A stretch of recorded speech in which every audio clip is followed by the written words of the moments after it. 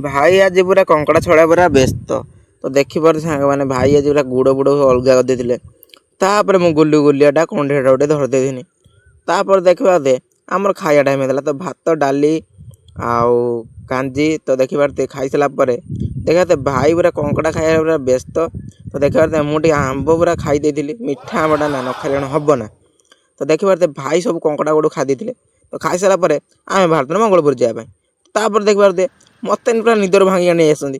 तापर काच दुकान पूरा बंद आम 10 ରୁ भोर देखिए बाहर थी जावाई जाजपुर टाउन तो देखिपार सांग मैंने जाजपुर टाउन पहुँचानु तो एगुड़ा कंढे गुड़ा देखी मो एक्स कथा मन पड़ेगा तो देखिपार सांग मैंने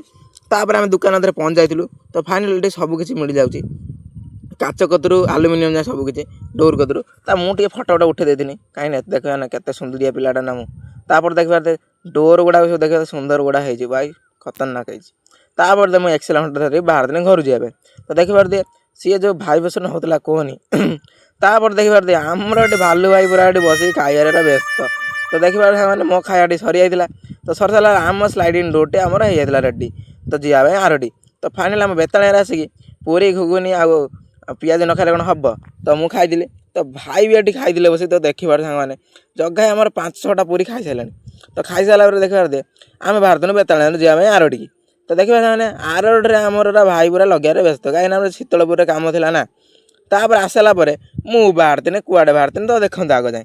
तो देखो फाइनाल मुझे आम माऊ झील नहीं पड़े चॉकलेट दीटे कुरकुरे नहीं बाहर दिन जावाई मो जेजे भी बस कहीं मो जेजे भौणी कर 11 दिन तापर मो जेजे गोटे थंडा दे सारापर तो देखिए जुड़ शाढ़ी